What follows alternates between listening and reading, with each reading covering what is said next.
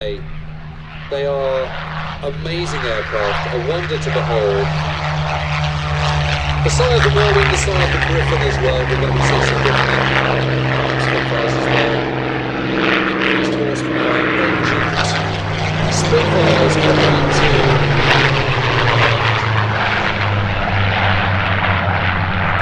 service in the World War is testimony to the fundamental brilliance of the design. Adapted, it's in many ways a beautiful aircraft, but it looks absolutely distinctively like a Spitfire, whether it's a Mark 1 or whether it's a Mark 22 or whether it's a Mark 14 with a big Griffin engine in it. No one can mistake a Spitfire when they see it. Even the ones with the elliptical wings cut off. The amazing thing is that, of course, massive operation. The ultra picture is apparently ordered as chief designer of Supermarine and the inventor of the Spitfire, but it's very much a team effort down there. So as the other seven get airborne from your right hand side, these beautiful FR-14s.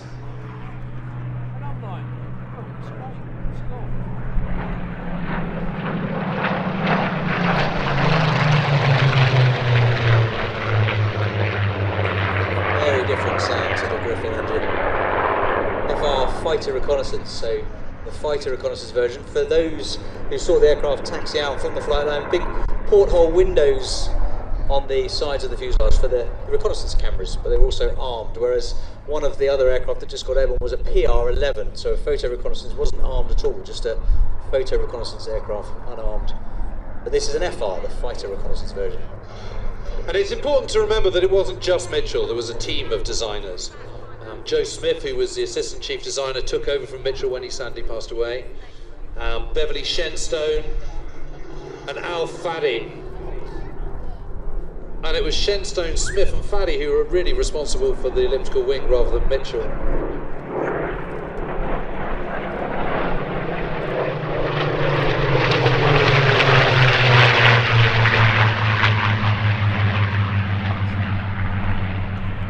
Talking about designers and Spitfire related, a little pub quiz fact for you. Do you know who designed the undercarriage for the Spitfire?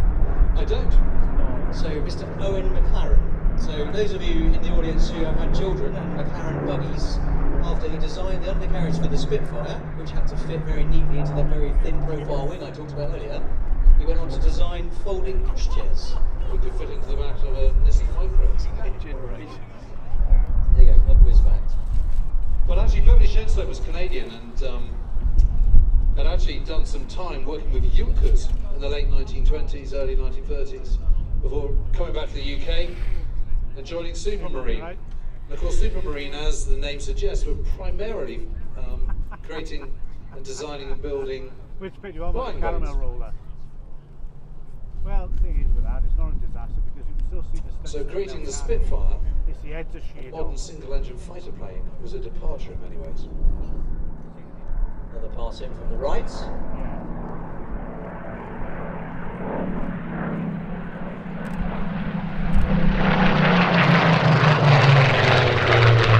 What sort of speed are they doing there, Mike? Looked around sort of 250, 280, somewhere between. Nothing aerobatic so far. I can hear on the radio the other seven are joining up into formation. We're going to get a real treat of the 9-ship flying past when the Griffin powered. Well, those Griffin engine Spitfires, they can do well over 400. Oh, easily, absolutely. They are. That was the difference between the Mark 1 up to the later Marks, as you just said.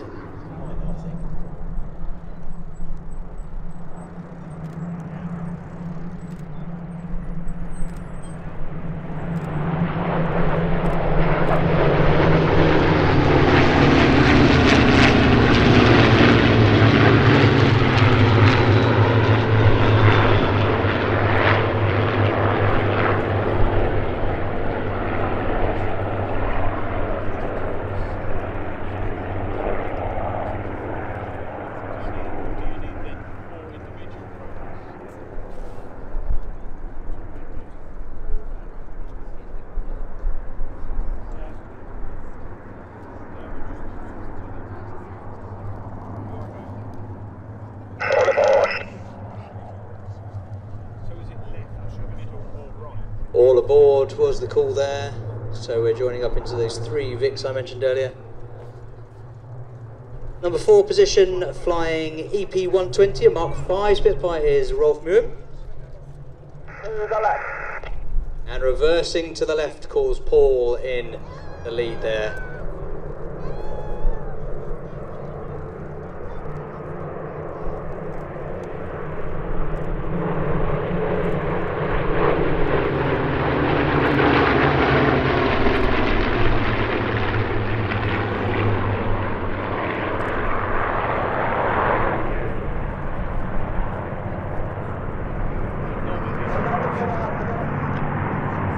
Letting it out a bit, you heard Paul on the radio there. Letting it out means he's just releasing the back pressure on the control column, so less G. So he's catering for the wind there. What he doesn't want is the wind blowing the formation towards the crowd and coming closer than he's allowed, as dictated by the rules from the Civil Aviation Authority. So letting it out a bit, as he said, around the back, just means he can fly the formation without getting affected by the wind and blowing over the crowd line. And now tightening, that's the opposite. He's pulling back on the stick just to pull a little bit more G and tighten the turn to complete this flight past.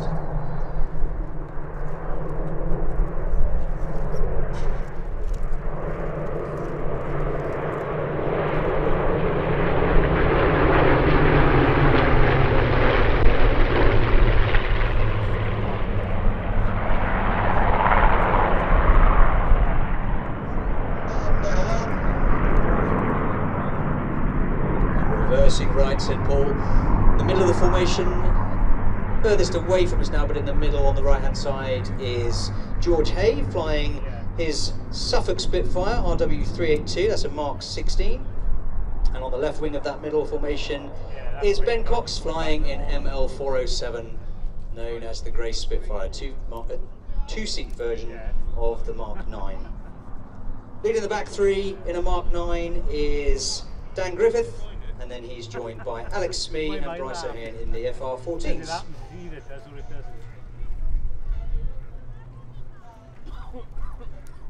This is the last pass of the formation, says Paul. After this, we'll be powering up for tail chase. So, in from the right.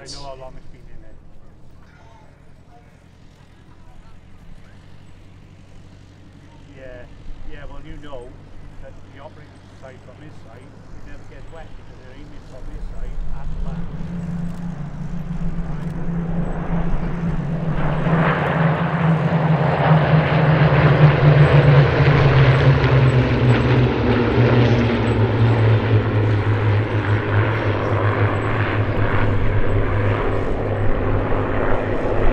Pretty darn good, though. I've got goosebumps. I'm sure many people in the audience have goosebumps too, but that sound is incredible. Truly magical. Powering up for tail chase now. They're going to split the formation, complex in itself, to try and get 9 aircraft now into a tail chase. So that's what they're doing over to our front left. We talked about tail chasing, the intricacies of using lead and lag geometry to keep in the formation. But Paul now going to lead a 9-ship tail chase.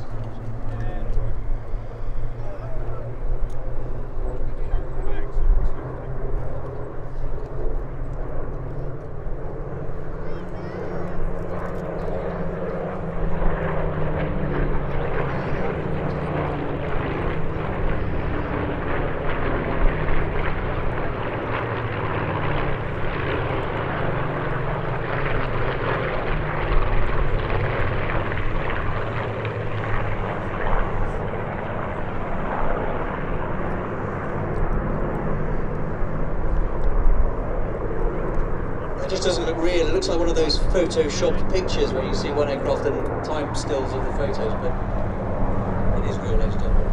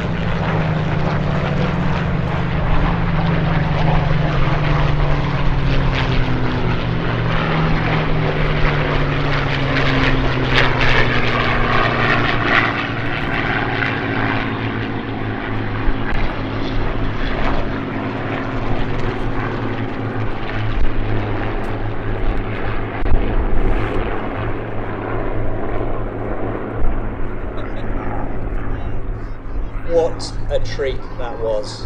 I'd far rather see 9 Spitfires flying than 9 Red Jets, so I have thoroughly enjoyed that. We've got 6 aircraft turning downwind to land, and behind us 3 have formed up. No, 4 have formed up in fact. It's meant to be 3. No, here's a Vickers 3, look at that.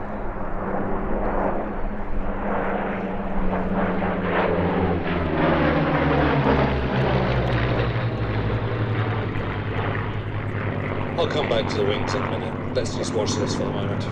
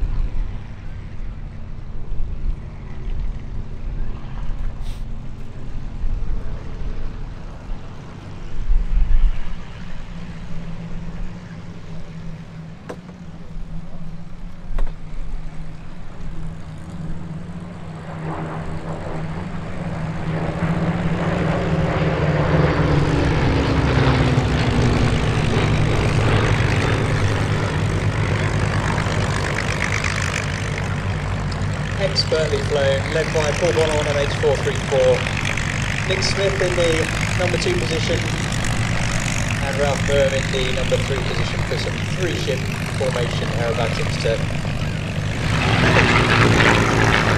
ML407, sorry, the Great Spitfire, flown by Ben Cox, showing off those D-Day invasion stripes, those black and white stripes, which has been painted in those this year to recognise the 80th anniversary of D-Day.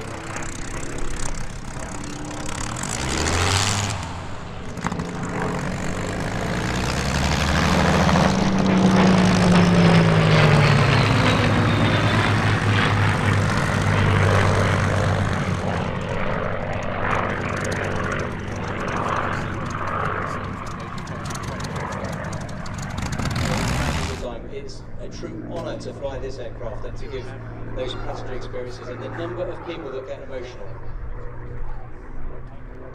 is astounding.